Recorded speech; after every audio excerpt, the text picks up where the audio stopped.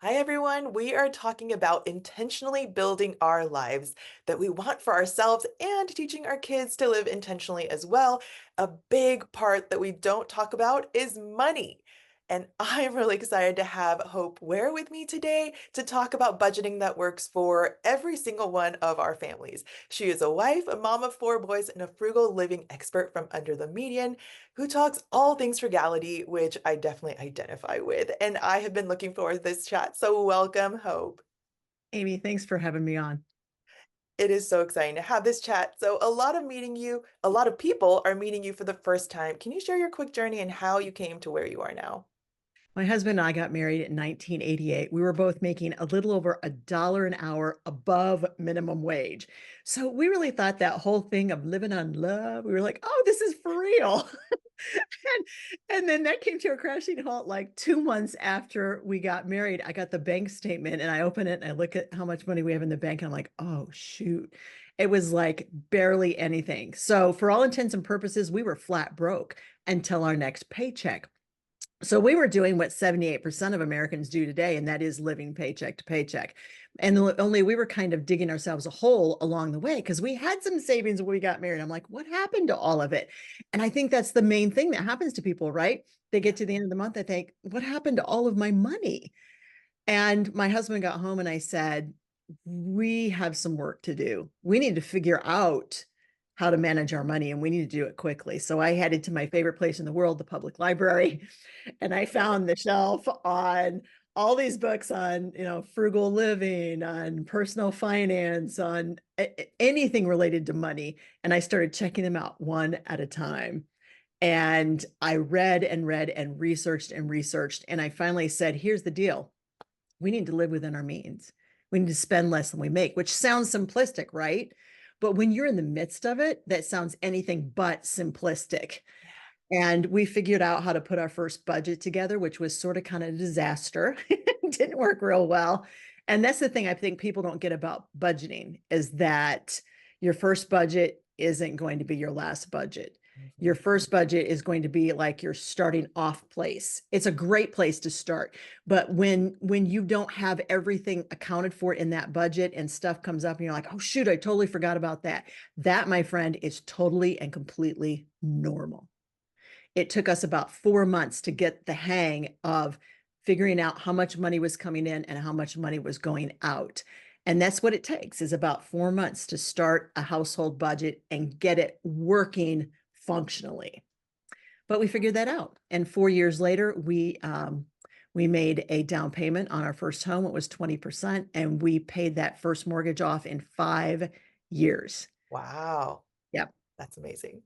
Yeah. And along the way, we added four boys to our tribe. Also And unpredictable expenses, right? yeah, it was. All It sorts of was, different ways. especially given the fact that our last son, I was 43 when I got pregnant with him. So definitely a little bit unexpected.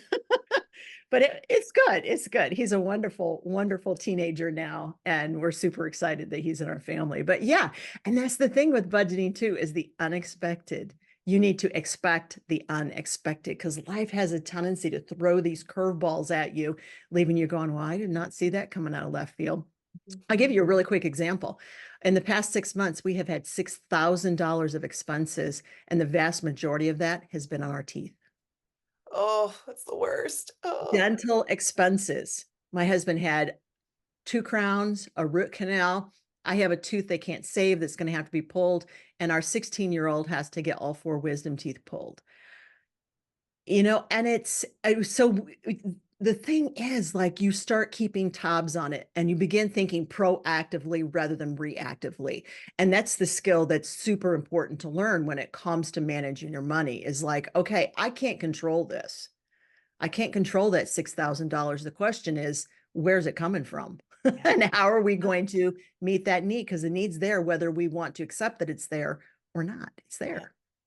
And I love that you're incorporating these things because I'm thinking this is just life skills too, right? Where we need to be flexible, we need to find solutions, we need to cut where we need to. And it's also tracking because you said it takes 4 months, right? But tracking is such a important habit to create for all different aspects of things. And I love that.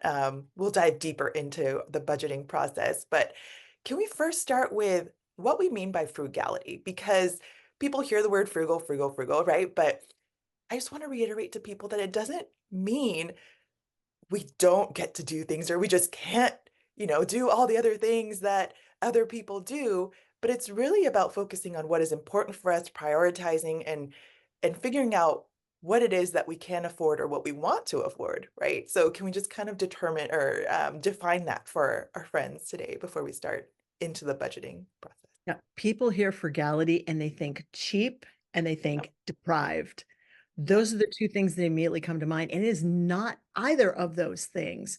We say that frugality is deliberately choosing when, where, and how you're going to spend your money so that you have money available for the things that are really important to you while spending less money on the things which are less important. That, in a nutshell, is what frugality is. And that, in its true definition, is why frugality drives your finances forward and helps you become debt free and financially stable because you are saving small amounts of money over time, but it does add up.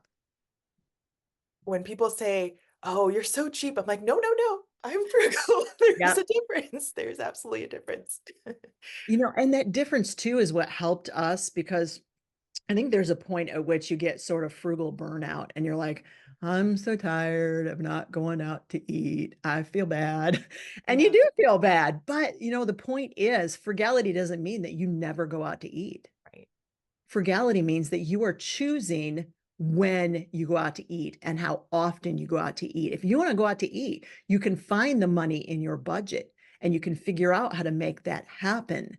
But if you feel like you're depriving yourself, then that becomes a bummer in a really short period of time. Yep, yep. And that's something we talk about when you're setting your budget, right? Of, okay, what's important to us? What do we want to do? What brings us joy? How do we want to live? So let's dive into budgeting then, because we're already talking about it.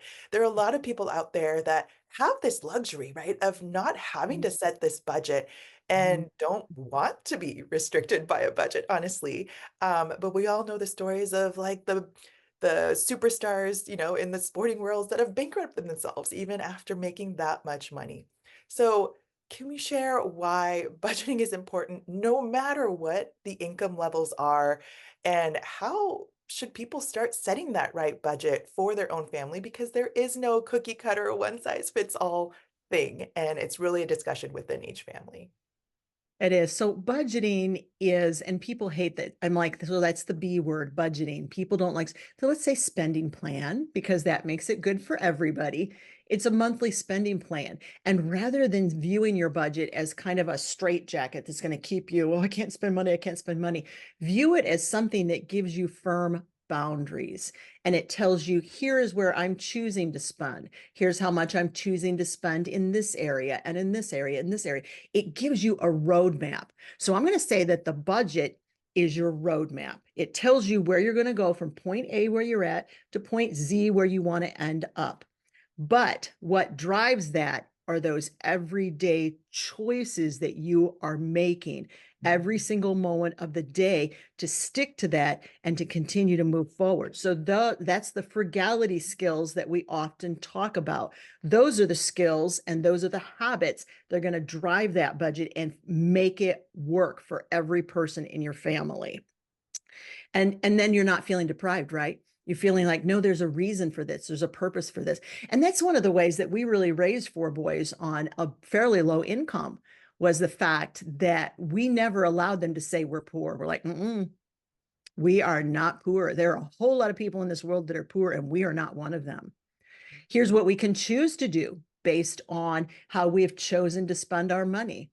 And we'll get in. I know I want to get into, you want to get into also how to teach kids about money. But I mean, which is a super exciting topic for me because one of the things we did really early on was to tell our kids, you are not stuck in the circumstances.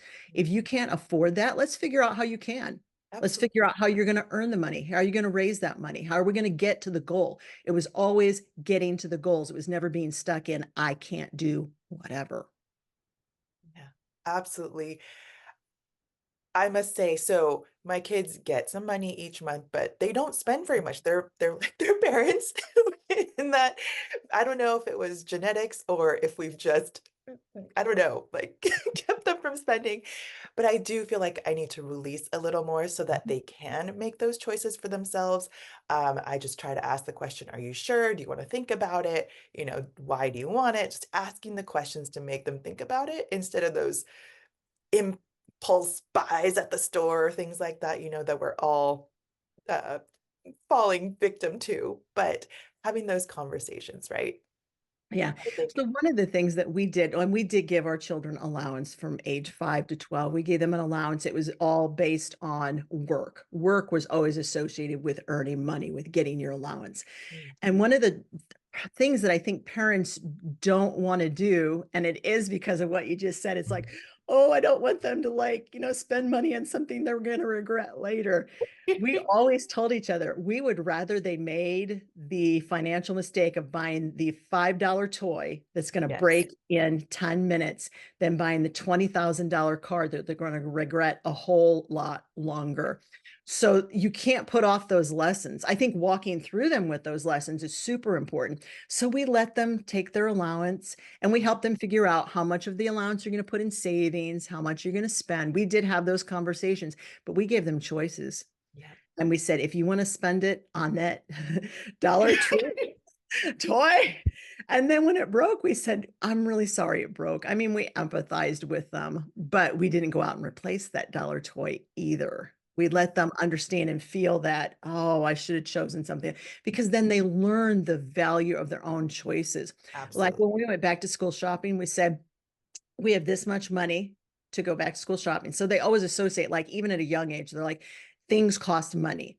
And Mhm. we're like, this is on sale. You can buy two of these shirts, or you can buy one of these from that rack. And it didn't matter to us which one they picked. Would you like the green shirt or would you like the blue shirt? We were cool with either one, but it empowered them to understand Yeah, that they can make choices where money is concerned. yeah. And we always had them, like, we had games that we played that were all related to money. My kids, you could tell I raised them because they were like, we're going to play garage sale. I was like, okay. It was garage sale, and they'd have restaurant night every once in a while. They had a logo for the little restaurant they made Oh, up, I and they love made that. up little they made up menus, and we had to pick what we wanted. And I had more like slices of apple with peanut butter on top Yeah. and raisins than I can count. I was Oh, our like, kids like to play shop and restaurant and things too. I don't know if that's because I love food. It goes into it, but yeah, the things we love, garage sales and yeah, food. I mean, it's yeah, okay. It's like it's a good combo. yeah. But Although yes, that, oh, I was gonna say that shop play actually made me realize how much they were not aware of how much things cost yes, because we are so quick at paying with credit cards or yep, just tapping our phones, right? And they don't yep, see what is behind it. And yeah, they see prices, but they just now we are better about saying, okay, let's compare things. Let's, you mm, know, actually be cognizant of what we are buying, what we are looking at, and compare. Do we want the store brand? Do we want the name brand? Whatever it is. But we need to talk about those things on a regular basis so our kids know. Otherwise, they have no clue how much things cost. They just want things. They just ask for things. And there isn't very much thought other than, I want that thing now. yeah. And we always taught our kids. So from ages of 5 to 12, we were like, let's teach them all about work and how it's related to money. And then at age 12, we decided we were going to teach them about setting goals. So we did not give them any allowance Mm, from age, I think I was about age 13 to the time they turned 16. And we said, what we're going to do instead is we are going to invest in your dreams and we want to help you reach some goals. So they would have to give us a list of items that they were saving for, and they had to earn half of that money from someone besides us because we taught them to work, right? I mhm, mean, my kids could clean a bathroom as well as I could by the time they were age 10. And so they knew how to mow lawns. They were responsible to pet sit. I mean, there were a lot of things that they could do to earn money. mhm. And they would set these goals at the beginning of the year, just like we do. It was like their version of the grown up version that Larry and I do every year of setting our goals and setting our priorities. Prioritize is like one of my favorite words in the whole world Yes. because it helps you figure out what's important to you. So they Absolutely. would prioritize what's important to them. They would earn half of that money. And then as soon as they did, we kicked in the other half. And it cost Mhm. us more money than their allowance did, but it was worth every penny. We helped them figure out how to comparison shop, how to look at what they really needed versus what they wanted. And they learned so much from the ages of 13 to 16 about how to handle money. Yeah. And then at age 16, we taught them to seriously prioritize Yeah. because they were responsible for more. Yeah. And I love that it is a lot of modeling, right? You just said Mhm. what you do when you and your husband do, the kids do as well. And I think that's why I'm such a huge fan of life skills for kids because it Mhm. starts young. They see us, they Um, soak up things like sponges. And if we can start them young on just being aware of things, right? Of how you can think about shopping for things, how our family values certain things, and that's why we buy things, and that's why our friends buy other things, and that's okay. Their family has different values, and how many times have kids come home and said, "Oh, my friend's family has phones for them," or things like that. I live in Silicon Valley, so this is a very real thing where in elementary school, kids already have smartwatches and smartphones, and I'm just, sorry, kids, you're just not going to get that. We can afford it, mhm. but we're just not, that's It's not a not going to value that I happen. have to give it to them that young. And everybody is different. That's not a judgment on people that have or anything like that. But again, it comes back to the values that we talk about in our families when we're setting these budgets, when we're talking about where we want to spend, where we don't want to spend, that your favorite word, prioritize, right? Yeah. Where do we want to spend that money? And for us, travel is also a big thing that we absolutely love and think is a Mhm. huge asset to experience and to have and to be able to do with people. So that is something that we also prioritize in how we spend our money. But Yeah. And I think we forget that money is values based. yes. It's not like something that exists without values attached to it. And we talk to our kids a lot, even when we were raising them on a low income, we were like, what's important to us? Like helping other people. Hmm. That's super important to our family. So let's talk about how we can do that. And we had a number of times that we would be able to help another family in some fashion. And a lot of times, of course, it wasn't a lot of money involved. It was maybe our time and our effort and our energy and um, just wishing them well, taking soup and homemade bread to someone who was ill. And I think teaching your family that it's a tool. Hmm. Money is a tool to be used. It's a means to an end, and it should never become the end. Hmm. So when all you want is just more and more and more money, well, that doesn't do you any good if you are not having goals for that money and enhancing the lives of others around you with the gifts that you've been given in the form of money. I think it's super important. Oh, I love that you brought that up. We do the spend, share, give, and whatever form people Mhm. have, right? Yep. Whatever you name it. But we absolutely have that conversation. Okay, your give pile is getting kind of big. Like, what do you want to give to? What do you want to do? And sometimes my kids will just have like, oh, I want to give this thing to my friend. That's great. I love that they think about these things. Oh, I want to buy this thing for my friend because they weren't able to do it. Or sometimes it's they are the recipients of this kindness, right? At school, they have this chocolate chip bake sale or something, right? And they didn't bring any cash. And so their friend bought one for them. It's just this reciprocation and seeing, and I love the heart of giving that gets spurred on even at a young age. And again, when it starts at a young age, right, it grows with them and hopefully it keeps being groomed into a bigger heart for others. So I love that you brought that up. Yeah. And let's talk kid activities because we touched on some of these things that spontaneously come up. Maybe it's the unforeseen bills, but then there's also things that we want to do. Like we just had a little while ago a friend that said, "Do you want to come on this trip with us?"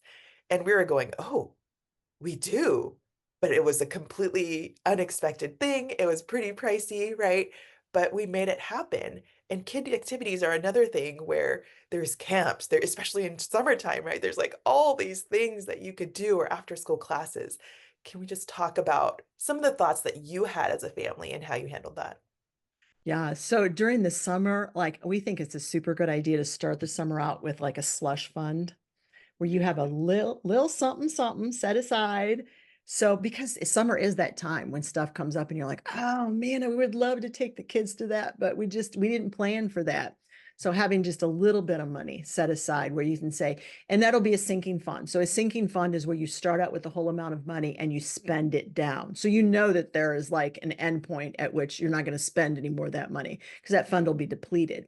But starting the summer with that is a super great idea. And it's a way to deal with those unexpected things that come up over the summer.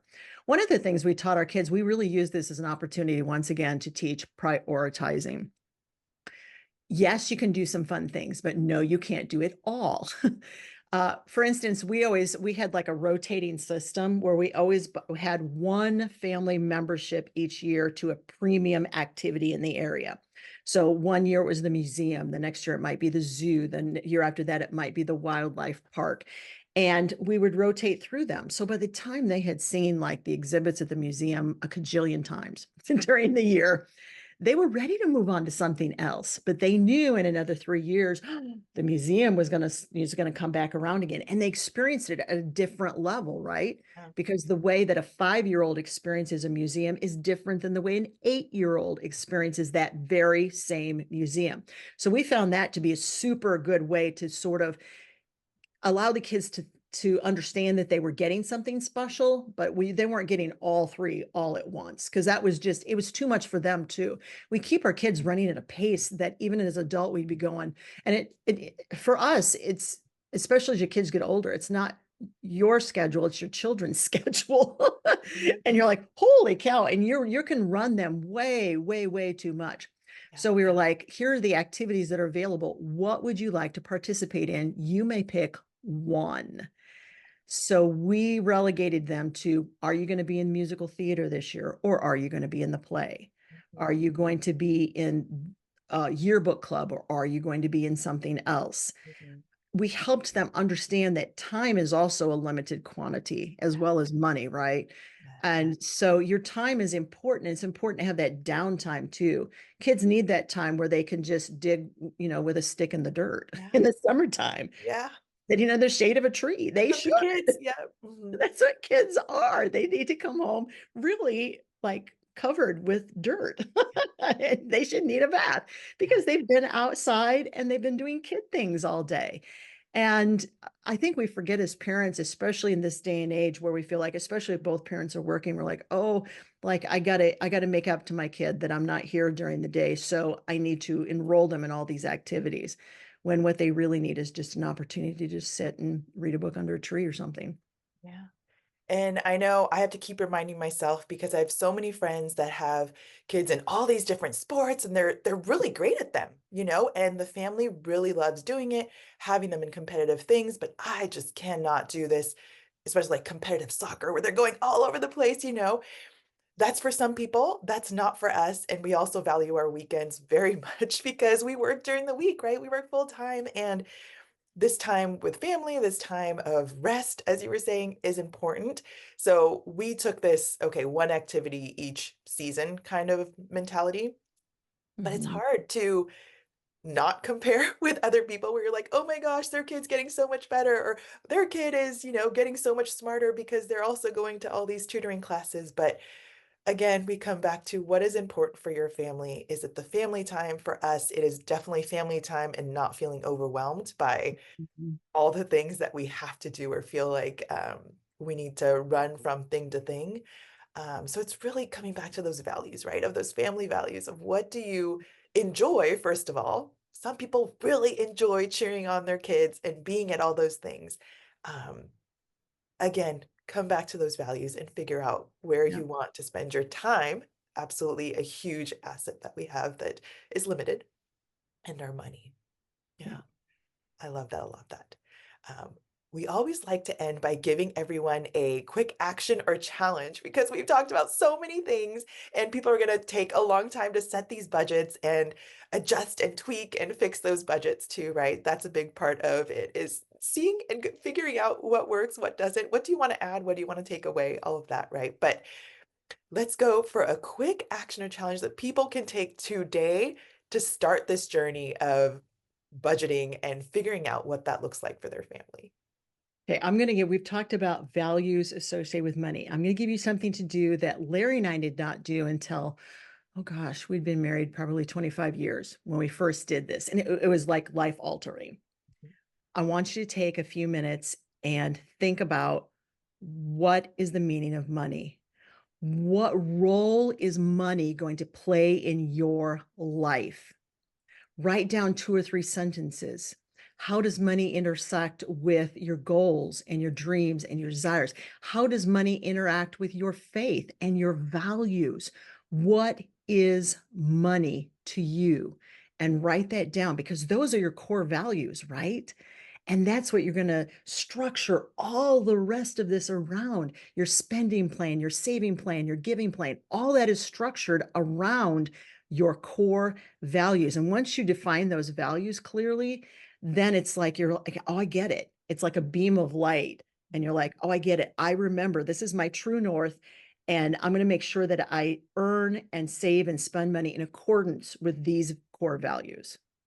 Oh, I love that because then it's more of a this is what I get to do versus all the things that I Yep. don't get to do, right?